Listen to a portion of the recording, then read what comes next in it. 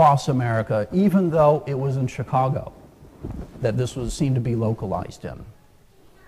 And today, because of this decision, which cost $100 million and more, Johnson & Johnson not only regained Tylenol sales, but is today one of the most respected companies in America.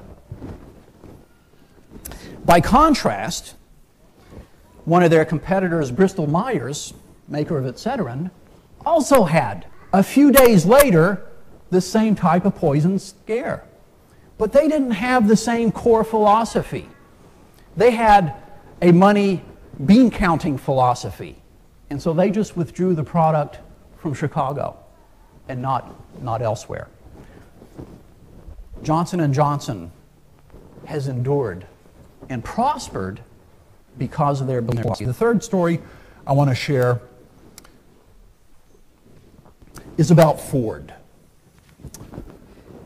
Now, when Ford started, Henry Ford, whatever people may say about him, he did have some things that he really believed in. And one of the things was to give cheap cars to American families, to provide them with transportation. And so when he developed the Model T, they had more demand for their car than they could supply.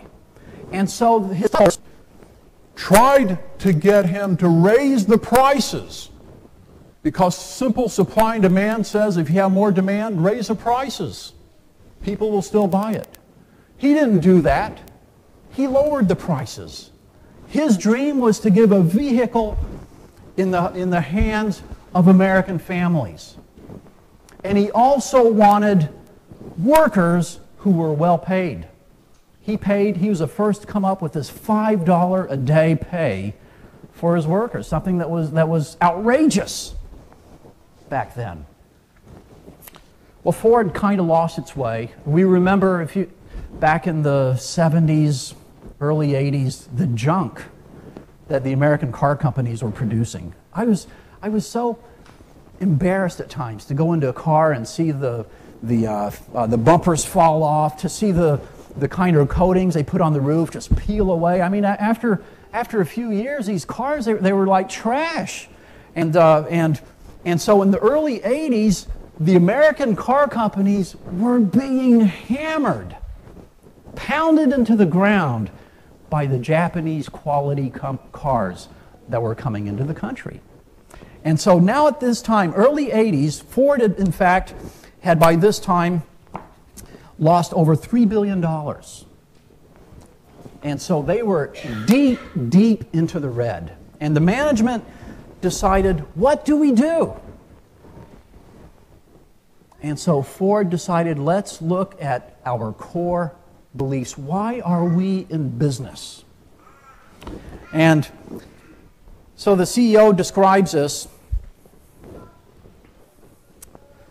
Robert Shook, who researched and wrote a book in 1980s about Ford's turnaround, said the objective was to create a proclamation that clearly stated what the Ford Motor Company stood for. At times, the discussion sounded more like a college class in philosophy than a business meeting.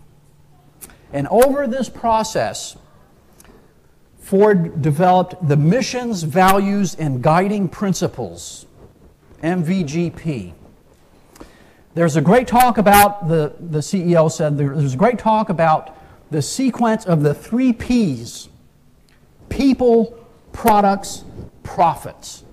It was decided that people should absolutely come first, products second, profits third. And Ford turned around.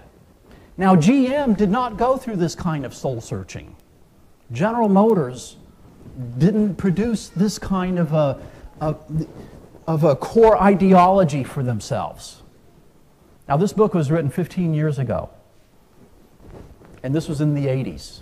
Today, which company is in better shape? The company that decided, let's look and re-examine what our core values and beliefs are, or the ones who just went for the profits? Today, Ford is in much better shape. than General Motors. In fact, if you follow the news at all, you know that, was it last year, the big bailouts for the motor companies?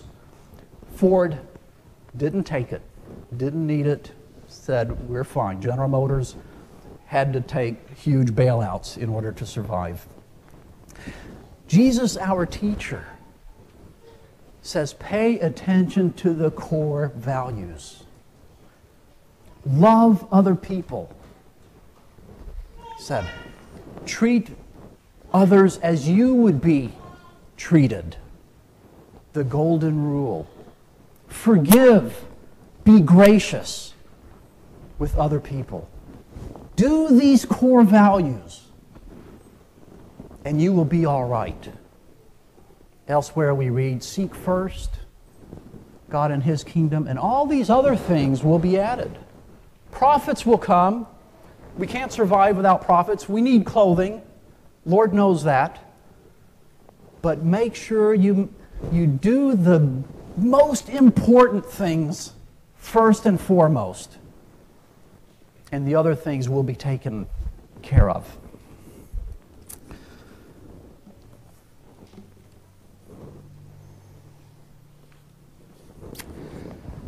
Verse 41. Why do you look at the speck of sawdust in someone else's eye and pay no attention to the plank in your own eye? How can you say, friend, let me take that speck out of you? You failed to think in your own.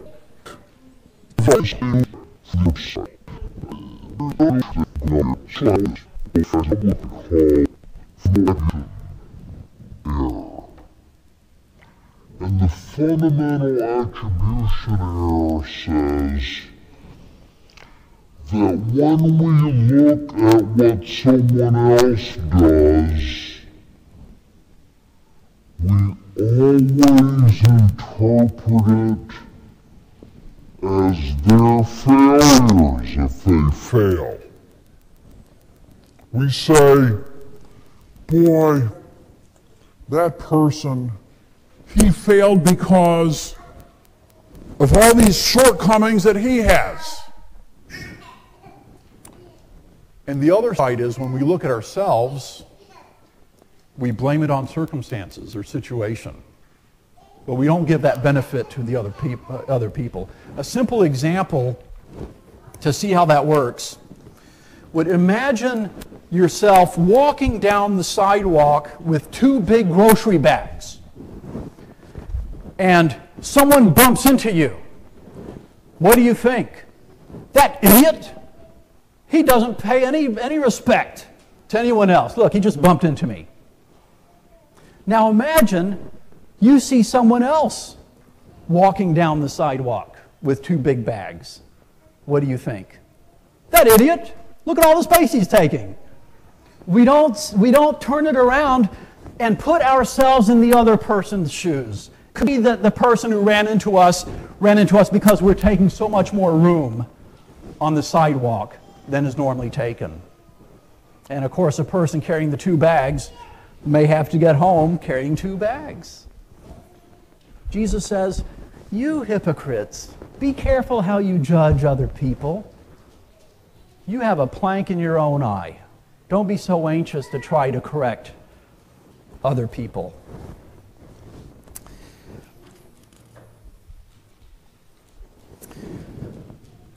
Stick to the fundamental teachings that Jesus gives us, and things will work out. Remember what he gives us. This is the Jesus of the future. He knows what's going to take place. And He's given us a letter and says, if you do this, the future will work out for you. There's an interesting commencement speech that Steve Jobs gave in 2005 to Stanford University. Now, Steve Jobs, of course, he's one of the co-founders of Apple Computer. He and his friend Steve Wozniak started this company in a garage and became a multi-billion-dollar company. And Steve Jobs makes the point